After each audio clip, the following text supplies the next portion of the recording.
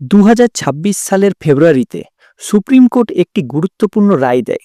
সেইখানে স্পষ্ট বলা হয়েছে উচ্চ মাধ্যমিক বিদ্যালয়ের চুক্তিভিত্তিক শিক্ষকদের মাসিক 17,000 টাকা বেতন প্রাপ্য এবং তাদের অনির্দিষ্টকালের জন্য অস্থায়ী হিসেবে রাখা যাবে না।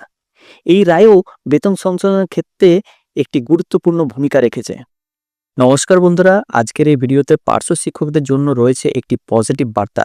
তবে বার্তাটি দেওয়ার আগে আপনারা জাস্ট এটি একবার দেখে নিন। আপনারা সকলেই অবগত রয়েছেন, উত্তরপ্রদেশ সরকার আনুষ্ঠানিকভাবে ঘোষণা করেছেন যে শিক্ষামিত্র অর্থাৎ প্যারা টিচার এবং অনুদেশদেরকে বেতন বৃদ্ধি করা হচ্ছে। এই নতুন বেতন পরিকাঠামো কার্যকর হবে 1 এপ্রিল 2026 থেকে। এই সিদ্ধান্তটি ঘোষণা করেছেন উত্তরপ্রদেশের মুখ্যমন্ত্রী যোগী আদিত্যনাথ 20 ফেব্রুয়ারি 2026 তারিখের রাজ্য বিধানসভায়। শিক্ষামিত্রদের মাসিক সম্মানী 10,000 থেকে বাড়িয়ে 18,000 টাকা করা হলো, প্রায় 80% বৃদ্ধি। অনুদেশদের সম্মানী 10 থেকে বাড়িয়ে 17,000 টাকা করা হলো। এই বৃদ্ধি কার্যকর হবে 1 এপ্রিল 2026 থেকে। গত 9 বছর ধরে এই কর্মীদের বেতনে কোনো বড় পরিবর্তন হয়নি। শেষ উল্লেখযোগ্য বৃদ্ধি হয়েছিল 2017 সালে। 2026 সালের ফেব্রুয়ারিতে সুপ্রিম কোর্ট একটি গুরুত্বপূর্ণ রায় দেয়। সেইখানে স্পষ্ট বলা হয়েছে উচ্চ মাধ্যমিক বিদ্যালয়ের চুক্তিভিত্তিক শিক্ষকদের মাসিক 17,000 টাকা বেতন প্রাপ্য এবং তাদের অনির্দিষ্টকালের জন্য অস্থায়ী হিসেবে রাখা যাবে না। এই রায়ও বেতন সংশোধনের ক্ষেত্রে একটি গুরুত্বপূর্ণ ভূমিকা রেখেছে। এবার আসা যাক আজকের মেন ভিডিওতে। পার্শ্ব শিক্ষকদের জন্য গুরুত্বপূর্ণ একটি আপডেট বা পজিটিভ বার্তা আলোচনা করব আজকের এই ভিডিওতে। হয়তো ভবিষ্যতে তাদের জন্য একটা খুশির খবর আসলেও আসতে পারে, এমনটাই সম্ভাবনার দিকে যাচ্ছি আমরা।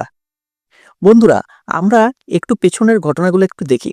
যখন কেন্দ্রীয় বাজেট ঘোষণা হয়েছিল, ঠিক তারপরে কেরালার আইসিডিএস ও আশাকর্মীদের বেতন বৃদ্ধি করা হয়। এরপর খুব অল্প সময়ের মধ্যেই পশ্চিমবঙ্গের অন্তর্বর্তীকালীন বাজেটে আইসিডিএস এবং আশাকর্মীদের বেতন 1,000 টাকা করে বাড়ানো হয়। এটা কি কাকতালীয়? না, এখানে একটা প্যাটার্ন কিন্তু স্পষ্ট লক্ষ্য করা যাচ্ছে। দেখুন, যখন পাশের কোনো রাজ্য কেন্দ্রীয় প্রকল্প ভিত্তিক কর্মীদের বেতন বৃদ্ধি হয়, তখন রাজনৈতিক ও প্রশাসনিক চাপে অন্যান্য রাজ্য সেই দিকেও এগোতে বাধ্য হয়।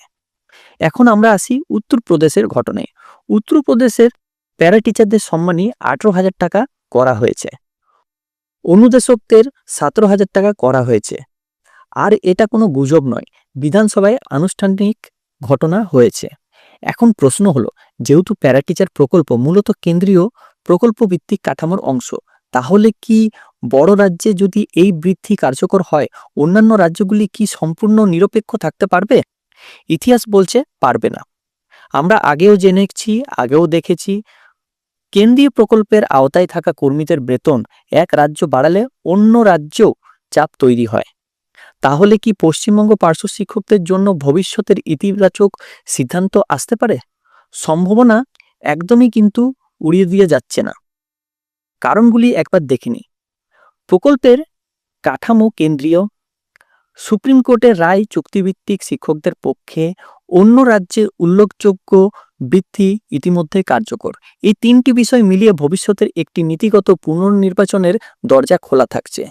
আমি বলছি না আগামীকালই ঘোষণা হবে, কিন্তু সম্ভাবনার জায়গাটা তৈরি হয়েছে। আর প্রশাসন সবসময় প্রতিবেশী রাজ্যের সিদ্ধান্ত ও রাজনৈতিক বার্তা লক্ষ্য করে। তাই পার্শ্ব শিক্ষকদের জন্য এটা একেবারে হতাশ হওয়ার সময় নয়, বরং তথ্যভিত্তিকভাবে পরিস্থিতি পর্যবেক্ষণ করার সময়। যদি উত্তরপ্রদেশের প্যারা টিচারদের সম্মানী 18,000 টাকায় পৌঁছাতে পারে, তাহলে পশ্চিমবঙ্গ কেন সেই আলোচনায় উঠবে না? প্রশ্নটা যুক্তির, আর যুক্তি যখন তৈরি হয় তখন নীতিগত পরিবর্তনের সম্ভাবনা তৈরি হয়। আগামী দিনে কি হয় তা সময় বলবে, কিন্তু আপাতত এটা বলা যায় সম্ভাবনার জানালা পুরোপুরি বন্ধ নয়। তো এটাই ছিল আজকের বার্তা। ভিডিওটি যদি ভালো লাগে অবশ্যই শেয়ার করতে ভুলবেন না, আর লাইক করতে ভুলবেন না, আর নতুন হলে অবশ্যই চ্যানেলটিকে সাবস্ক্রাইব করে পাশে থাকবেন। সো ভালো থাকবেন, সুস্থ থাকবেন, ধন্যবাদ।